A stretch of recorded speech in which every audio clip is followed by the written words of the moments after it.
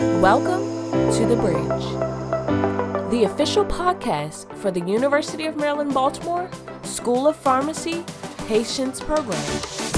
The Patients Program is the bridge between the community and researchers. The Patients Program created this partnership to help researchers listen to the community's voice in order to build a bridge to an effective learning healthcare community. Here's your host, Rodney Elliott. And this conversation is an exciting conversation that I've been eager to talk about and share with our audience. But before we get started, guys, you know me. I'm Rodney Elliott, the Community Engagement Specialist of the Patients Program, and here today talking with two colleagues at University of Maryland, Baltimore. Don't necessarily work with them hand-to-hand in usual Patients Day activities, but again, we are part of the same campus down there at University of Maryland, and Dr. Leah Sera is the program co-director of graduate studies in Medical Cannabis Science and Therapeutics. I'm going to repeat that for our viewers, our listeners, because depending on where you're watching this on YouTube or listening to us where you listen to your podcast platforms, I'm going to let you know, yes, this is what I said. She is the program co-director of the graduate studies in Maryland for the Cannabis and Science Therapeutics. I'm also talking with Paulette Smith, who I've just learned has multiple titles. She attended the graduate studies in Maryland, Cannabis Science Therapeutics program here at the university. She's also a social worker. She's a therapist. And you'll hear a little bit more as we have our conversation here where she is and will be an entrepreneur in this space as well, because I see it, I feel it.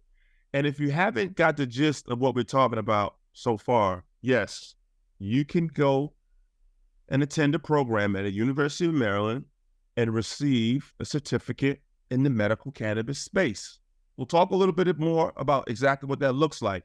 But before we get started, I would like Dr. Sera just to introduce herself, give a quick bio, and talk to us a little bit about where this program came from. What idea? Like, how did this come about, Dr. Sera, is kind of the main question I want to ask.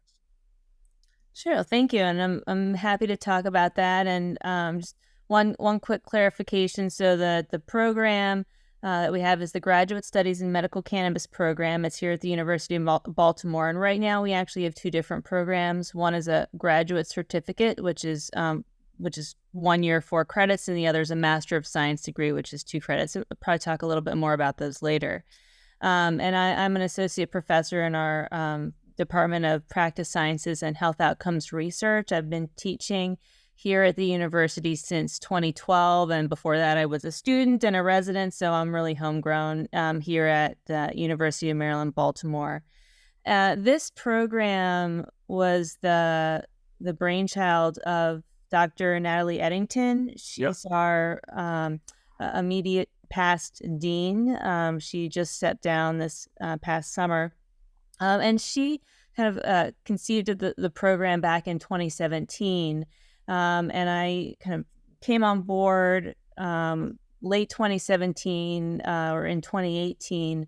The reason that we developed this program is because the medical cannabis industry was really rapidly evolving here in Maryland and in other states.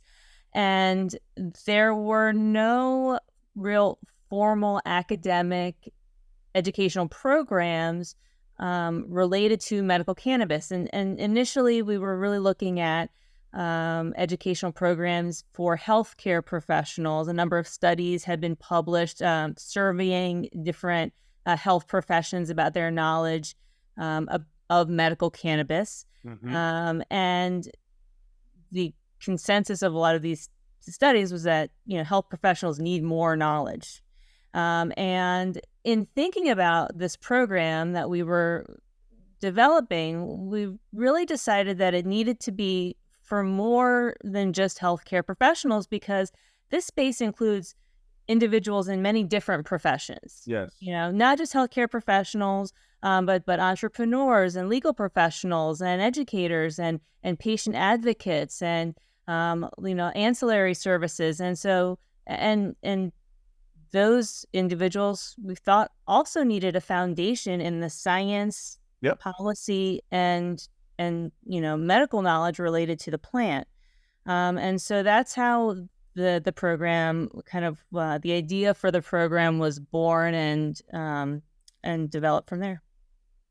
That's awesome and fantastic. When you think about Dean Eddington and all the awesome programs and opportunities she's been a part of with University of Maryland School of Pharmacy has been fantastic. The patients program being one of those as well. Her and Dr. Mullis had a fantastic relationship while they were here on campus together. And kudos to Dr. Eddington for, again, seeing something unique and innovative, and to be quite honest, got in early and provided that knowledge when it comes to information. And I'm pretty sure, Paulette, when I don't know if you saw it on a flyer or you saw it online, or when you did see that and you read what this program could do, what made you want to say, you know what, I want to see a little bit more about that. I want to attend this and see how this can help me and your community.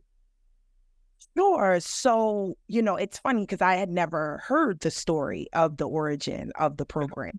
And, hearing it, I clap my hands because I came into the program because I said to myself, as a social worker already in my profession, and actually finding healing, personal healing from the plant, from cannabis, I said, I need to know more, and I need to be educated on this from a professional standpoint, not just, reading articles from blogs and, different sites that have, a myriad of information about cannabis and people go to them all the time.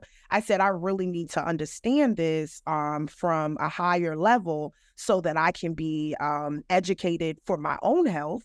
And if I'm going to share this information, so that I can, share it properly and, have some information that actually stands on reresearch. Yes. And so I sought out the program. I Googled a simple Google search. I don't know if I said master's level, but I definitely sought out like education about cannabis, from a place of the medical, understanding the medical benefits of it. And so sure enough, I am in Maryland, and the University of Maryland School of Pharmacy, the program popped up on my screen, and I was just so surprised. A master's in this. I said, "Oh my goodness, this is my up my alley. I love higher education." And so I looked at the program, I looked at the courses and the goal of the program, and I said, this is going to be something that I'm going to want to sign up for. And interestingly enough, at the dispensary where I was working, I had just begun working at a medical cannabis dispensary.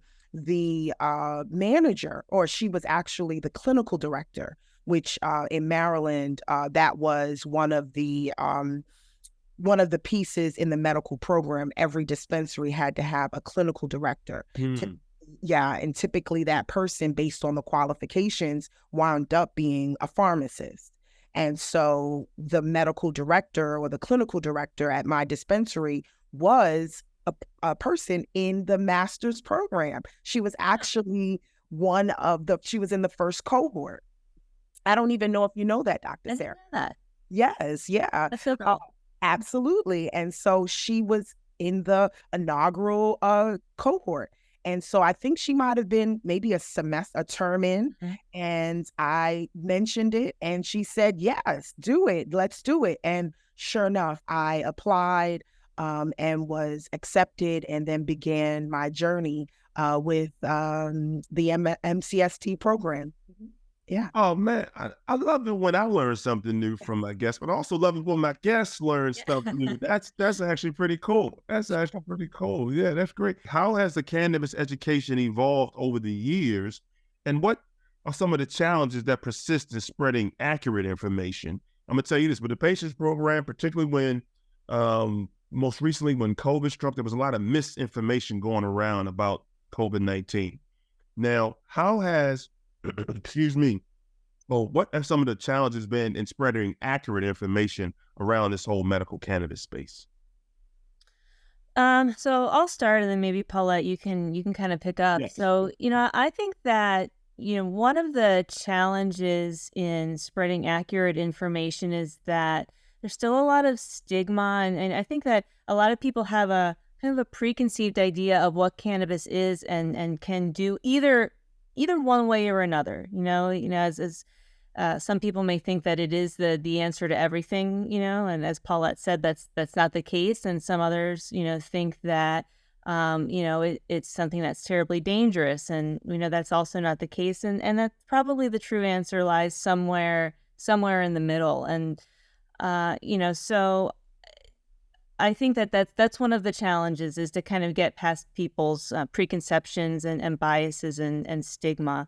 And then just to kind of quickly answer your other question about how cannabis education has evolved, I think that really it is evolving a lot now in terms of In real time, it's evolving in real time, exactly, and that new educational programs like ours, there are more academic programs, either graduate certificates or master's programs, or tracks in programs that focus on cannabis within another degree, and we're also starting to see health professions curricula kind of pick up these topics in some way. If they don't have a full program dedicated to it, maybe there's a class or an elective. So I think that the kind of formal education is expanding, and then I also like to think that we're kind of contributing to the evolution of this education by graduating. We have we're 500 alums of the program after 3 years that we hope are kind of going forth and educating community members, healthcare professionals, policymakers, about the what we know about how cannabis can be used as medicine. Yes, yes. Paulette, you want to chime in on that?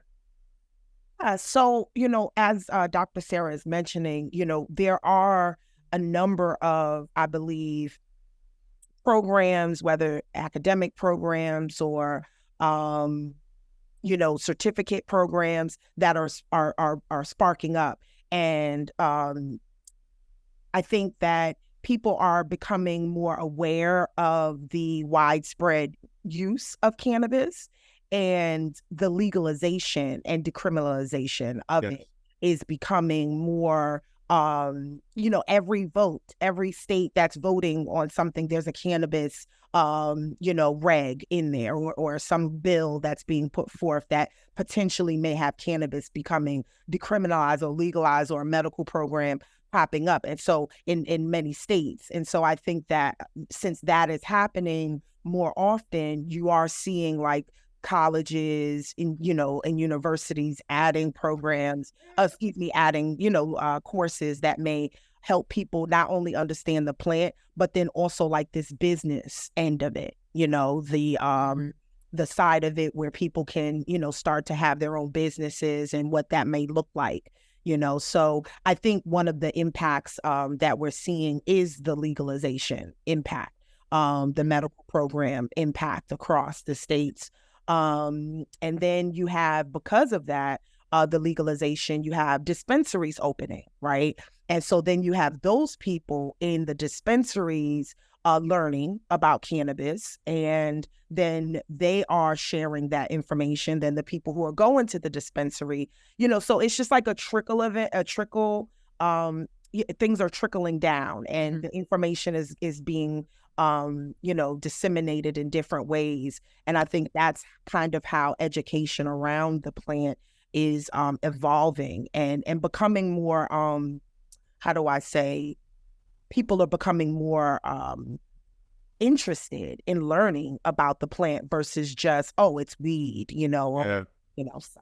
I would definitely say the interest is there, but I think we all can agree that it's not new. Like, marijuana, weed, or how it's referred to, is definitely not new, particularly to, different communities or and in general, when it comes to laws being passed now with, dispensaries and who can own a dispensary, who can operate, who can grow, there are a lot of stuff coming around. I'm pretty sure that that the program talks on that. But specifically when it comes to drug laws in general, they have been used to criminalize communities of color and minorities. And I was wondering, is there a pathway for these communities through the degree program, or does the degree program even address this issue, right? I know, we want people to, be educated as much as possible, want people to be entrepreneurs, want people to, make sure they're using it the right way, knowing how it affects the body. But it's kind of like, okay, well, let's not forget what happened before. Let's not forget what, has been historically an issue in our community. So if either of you wouldn't mind, chiming in on that topic, that'd be great. So I'll repeat the question. The drug laws in general, have been used to criminalize communities of color and minorities, but is there a pathway for these communities through the degree program, and does the degree program address this issue? Paulette, do you want to start? You want me to start and you pick up? What do you? And I'd like to start. So for me, one of the things that I saw in the program was what interested me was the level of information, right, and education. When I was in the program, I found that was still very true. That the knowledge base, we got into it right when we started the program, on the science, and the history.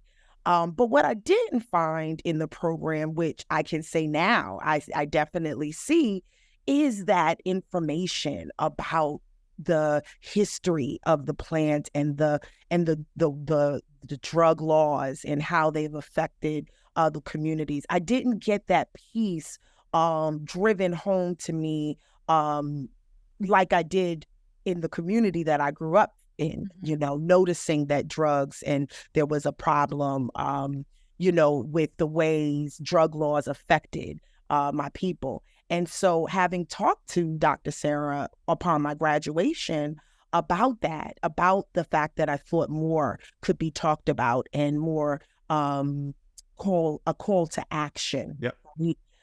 Dr. Sera was very interested in listening to me and my experience, and brought me in, I love that. right, to talk about where there was a lack, maybe, right, in that area.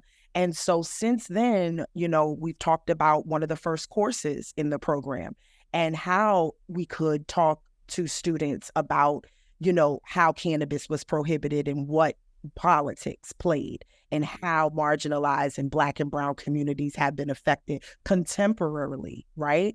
And so since then, there has been a push to add the information, as you just mentioned, into the program so that we can, like Dr. Sera said, 500 graduates, right, out there, so many more to come, all of those people being aware of how this has affected a community and thinking about ways to help. And so, I'll end with my goal, and I'll say out here, is to have a course created that speaks directly to the war on drugs and the perpetuation of the war and how it affects communities, but not just to leave it there, to call action to social change, to change the effects, the things that have happened and that have hurt. And so my goal out of my doctoral program is to create a course that speaks to this and that encourages and speaks to social action. So yes, there is a theme, or not a theme, but there is information being shared And so, yeah, that's what I'll say about that. Yeah. And I'll just, follow that excellent answer up and say that that one of the great things and one of the challenges with the program is that, we want to be constantly evolving because this field is constantly evolving. So we knew from the beginning, really, that this was not going to be a curriculum that we could develop and teach for the next 25 years. We knew that we were going to have to change. And then also, we didn't really have a template for what this curriculum should be because there was no program like ours, which was very scary at the beginning. But it also, in a lot of ways, it gives you freedom to say, we don't know if we're doing it right because no one's ever done it before. So we're going to take all the help that we can get from our students, from other stakeholders, from people in the industry who can tell us, kind of within the confines of what we're able to do as a, public university, and know that we're going to be making changes to continually improve the program. And so Paulette's content in the program is absolutely one of those things and will be one of those things. So if you're listening, and you're thinking that maybe, you would like to, be in this program, then you might be able to take, Paulette's course, future Dr. Smith's course on social justice in the cannabis industry in the future. And at the Patients Program, I don't know how we stumbled across this though, but during the pandemic, during all the Zoom sessions, when someone says something that's like, great or just we do these snap things. Like we just started snapping. So I'm going to snap for our viewers and listeners that what Paulette and what Leah just basically said is they learn as they grow along, they co-develop, there is a lot of bi-directional learning going on to the point where Paulette was a student, now she's a TA, teacher's assistant, and she's also going to be down the line a professor. She's going to school now to get her master's, and she's going to also be that is the essence of everything that the Patients Program is about. But to be quite honest,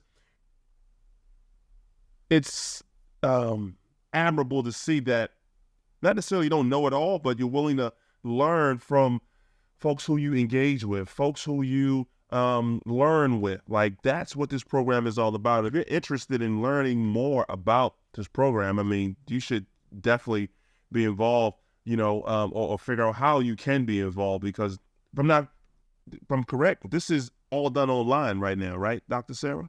Yeah, so the coursework is all 100% online, asynchronous, meaning, that you don't have to log on from 3 to 5 on Wednesdays. You can, as long as you meet deadlines, you're able to really work at your own pace, and the majority, I would even say the vast majority of our students are working professionals. This is a part-time graduate program. And so we have,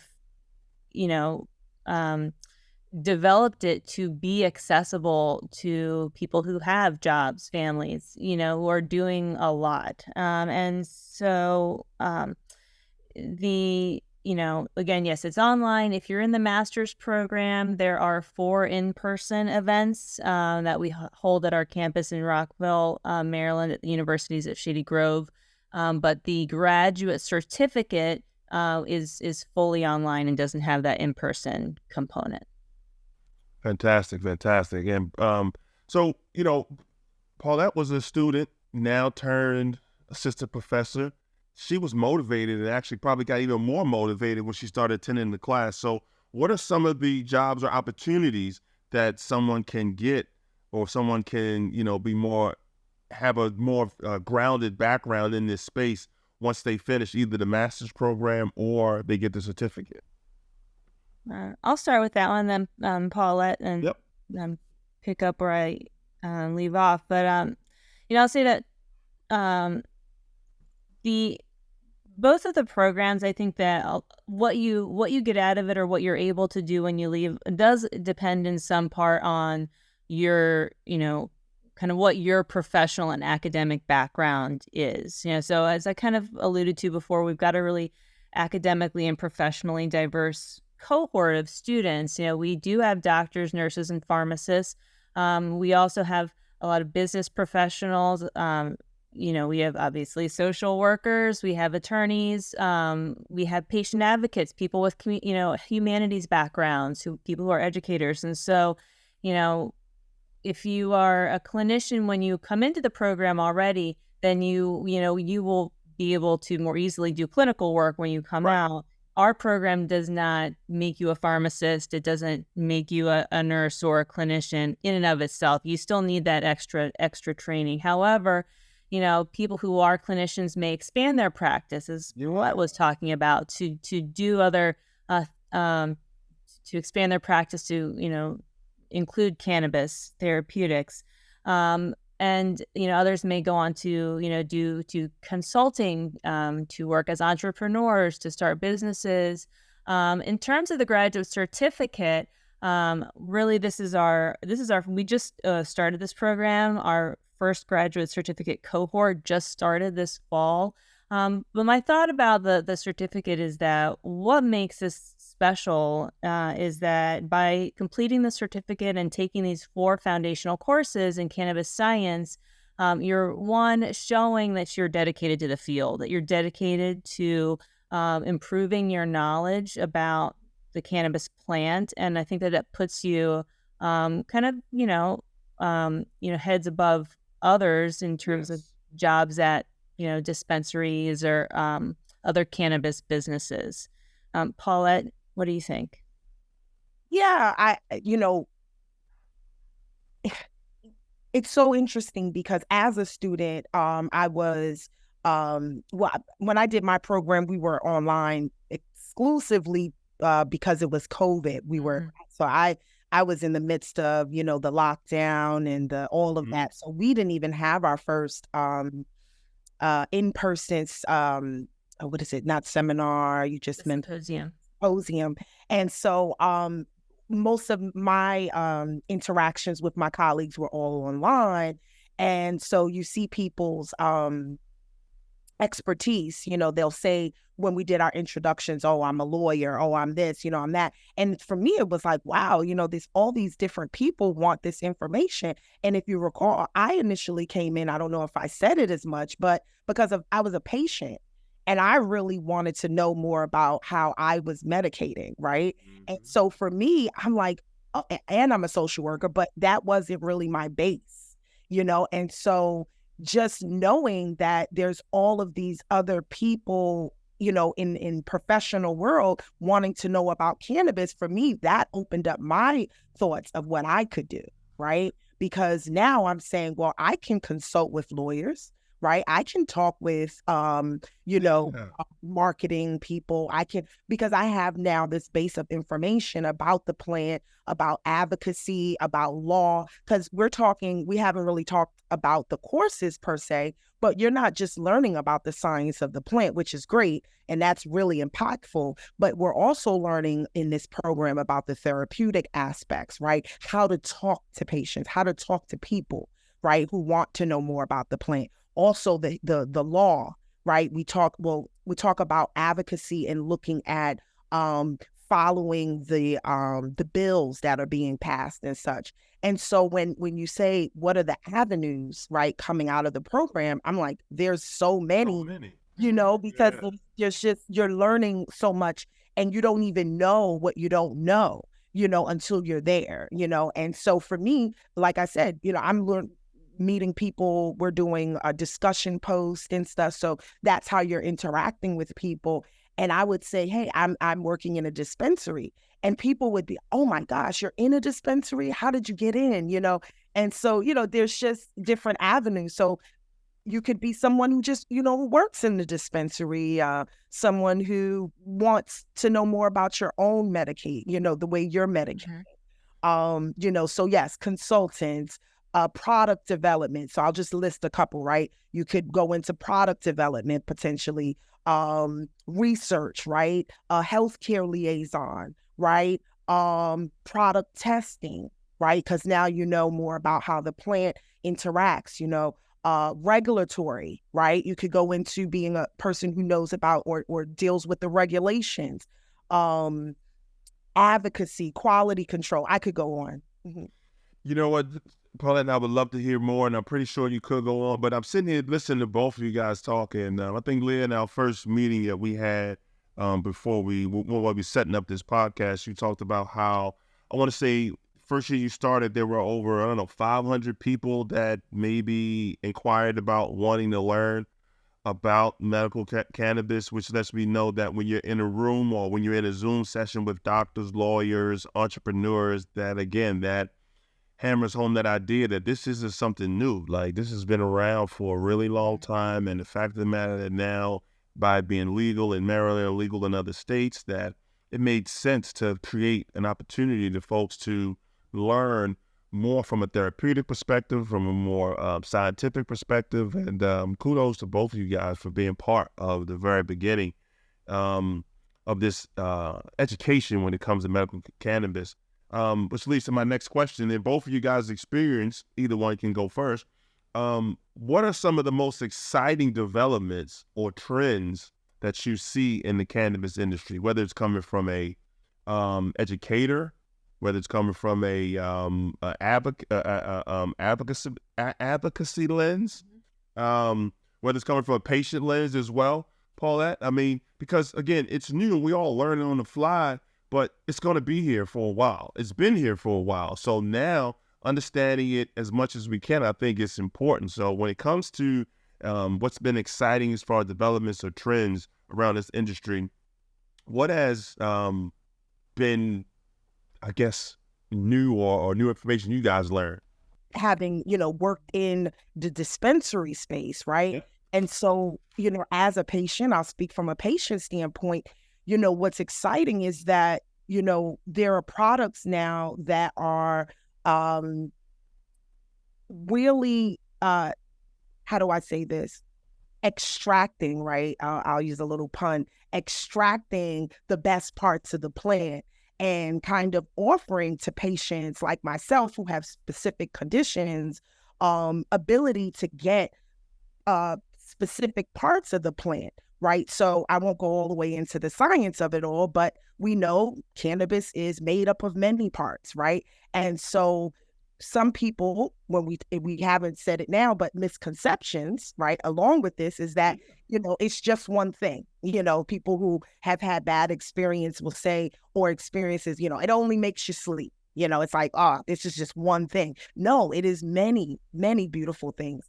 And so what I love is that now in the industry, we're seeing that, people, product developers are extracting specific parts of the plant and making those extractions available. So what am I speaking about? Let's keep it real basic. CBD. Okay. Mm-hmm. Talk about CBD all the time and its benefits. Well, CBD, having it specifically without THC or low amounts of THC is a how do I say this, is a development, right? Because it is something that you can get away from the CBD, away from the THC, which helps some patients who don't want to have some of the psychoactivity and those effects of THC. So to me, that's exciting that you can break down this plant and offer to somebody who doesn't really want or feel that the high sensation, this part of the plant that is so helpful, right? And there's other developments in that nature. I just wanted to bring it to you. But like, for instance, people don't necessarily talk about it outside of the dispensary all the time, but terpenes, right? Which are the essential oils found in the plant. So now you have products in the dispensary that speak to certain terpene profiles, right? And we learn in this program that certain terpenes are going to help and benefit you in different ways. And so if you go into a dispensary now, you may be able to find a product that is heavy in CBD to help with potentially pain or anxiety, and then a specific terpene like myrcene that is more of a relaxing terpene put together with CBD. So now you have something that is specific to a certain patient. And that is very exciting. That means that research is being done. We're learning and we're taking heed to what we're learning about the plant and its benefits. So to me, from a patient standpoint, that is an exciting piece because it means that I can find benefits of the plant and maybe leave aside the things that don't really help me, with my own treatment. So there's more, but that one in particular. Paulette, you are kind of setting me up for part 2 here. So, but I really appreciate that breakdown. That was really, really helpful. Leah, you want to chime in on that? What's been exciting to you, whether it's from, a creator, academia standpoint? Like, what's been exciting around this space for you, Leah?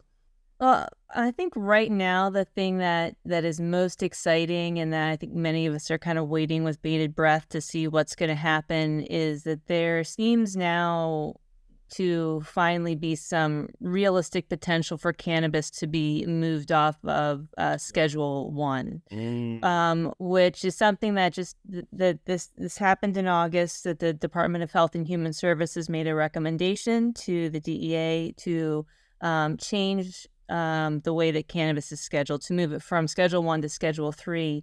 And so I know I'm sure most people probably have an idea of what Schedule 1 is, but what Schedule 1 is, substances that are that have that label of Schedule 1 are considered by the government to have the highest potential for abuse and no accepted medical use. And so moving it off of Schedule 1, to me, the biggest thing is that the acknowledgement that cannabis has medical use. And to me, that,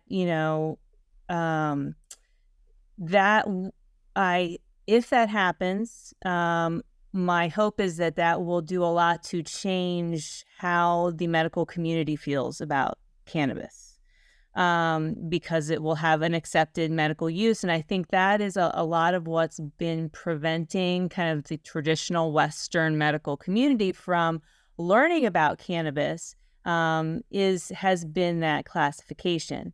So once we can say, once we acknowledge what science has been telling us for a long time, and reverse this, as Paulette said, this prohibition, which has essentially been going on for, really for almost 100 years in the U.S., then I think we will start to see much more progress because it will be easier to do research and to really drill down to the benefits of the plant, of the different kinds of the different parts of the plant, as Paulette was saying, what is the contribution to therapeutic effect from the cannabinoids like CBD and THC, from the terpenes, how do these things work in humans? And once it's easier to do research, I think that we'll start to see a lot more of research, and that is truly, truly exciting to me. I don't know if you guys noticed that, but I have a sports background, played sports all my life, played ball overseas in Europe. I'm a University of Maryland College Park graduate. Like I said, born and raised here in Baltimore, Dunbar High School. And during the pandemic, I was following a gentleman by the name of Stephen A. Smith. You guys know who that is? I've ever heard that name, Stephen A. Smith. Tell me more. Yeah, tell me more. So he's a ESPN sports analyst. Sure. Very, very popular guy. Has a very, very strong personality when it comes to sports, and he definitely speaks his mind. He used to always say to the NBA guys, "Stay off the weed," and he would literally say it just like that. Because a lot of NBA guys were losing a lot of money because they were getting fined for using cannabis, marijuana, weed, however you want to say it, during the season. And again, that was one of the banned substances. To the point now where the NBA, NFL, a lot of other major leagues, I want to say NHL hockey, they have lessened their rules and regulations when it comes to marijuana because they understand the medical benefits from player testimony. You know how many players have told me that they have given up the antibiotics and the painkillers and use that and using marijuana now instead of that. Like, so I get what you're saying when it comes to laws from Schedule 1 to Schedule 3. That's exciting about seeing how that can, increase opportunity to study the plant a little bit more for the medical benefits, because I don't care if you're an MBA or you are someone who has anxiety or someone who just wants to learn a little bit more about education. This plant has been around for a very long time. We've got lots of testimonies and studies done to see that it does help folks. We've understand that it has had a negative impact on some of our marginalized communities back in the day. That won't go away. So kudos to you, Paulette, for having the opportunity or envisioning the opportunity going forward for educating folks on that. And kudos to you as well, Leah, for providing a space, a platform where you can provide information, you can learn with some of your attendees in the classroom. Like, I love everything about the program. I love everything about being innovative and taking that risk, and again, providing information. That's what it's all about. Providing information in a way where people can understand it. Seems like you guys are doing a great job of connecting with all levels of type of folks. You got lawyers and doctors and educators, but then you have, for lack of better words, average Joes in your classroom just wanting to learn a little bit more about it as well. And I know that's exciting too. So kudos to you guys. Before we get out of here, Leah, I want you to close with letting people know how they can find a little bit more information about the program. Paula, is there anything you want to share with our viewers, with our listeners? I am a person who loves education. I love knowledge. It's in me to know more. And that's who I am, right? And what drew me to this program. But what I found is that you don't know what you don't know until you start to learn it. And this program, it really opens up your understanding, not just about the plant, but also just about how the importance of knowing more of different ways to help treat, right? To help heal, to help understand, and just get a wider understanding of what's around us. And cannabis, as you said, Rodney, and I think it's really important to know, cannabis has been around for, 10,000 years plus, right? And so if we are here, in this world, we should know the things that are in it, and so this is an area where you can expand your knowledge and then also add to this space. It is not a closed door, right? Cannabis is not a closed door. And by coming through a program like this, you can really be impactful in an industry that is burgeoning, right? We know, yes, 10,000 years plus, but 10,000 years more. So come in, learn what you don't know, and add what you do know, and then come out on the other side, in a place where you may be on the precipice of changing something that has been a part of our world and a part of our country here for a long time. So you may say, I don't use cannabis. I don't know about that weed or what I heard about it when I was younger, but you don't know what you don't know. So come learn, whether it's the certificate program or the master's, there's a lot to know here. And I think this program is well on its way to educating the masses. For sure. Thank you, Paulette. Well, I can't say anything that is any better than what Paulette just said. Thank you, Paulette, for everything that you have done for the program, and I'll just tell listeners or viewers how to get some more information if they're interested. And I will just, I'll say one thing is that for both of these programs, the main enrollment requirement is a bachelor's degree. It does not have to be in a field of science. It can be in any field. Just require a bachelor's degree or higher, because these are, graduate programs here at UMB. So if you're looking for more information, go to pharmacy.umaryland. .edu/academics. And from there, you can navigate to our graduate studies in medical cannabis page. And, I certainly would encourage you to look into it if you're interested. We are, as we said before, constantly trying to expand and improve the program, and look forward to maybe talking with some of your listeners about it.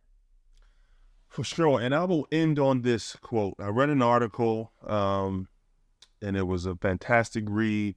And the author of the article actually quoted saying, and I love this quote, it's like, she aims to be at the top of the craft while staying social justice minded. Combining her social work with the education was a natural integration. And Paulette, that was fantastic. It was a fantastic read, fantastic piece. And I think I got the gist of that even a little bit more from having this conversation with you guys. It's truly been awesome. I'm sitting here thinking I got more questions, and Eric may kill me offline, but this may be a part 2 some kind of way, or spin off on this, because we're all about providing education so people can understand what's going on. And this is something that I think is great for the university and great for the attendees, the graduates, and whoever else is interested in it too as well. So thank you for your time today, Paulette and Dr. Sera. I really appreciate it. I hope you guys have a great weekend. This is a great conversation. Thank you so much for inviting me on. Thank you for listening to the Bridge Podcast.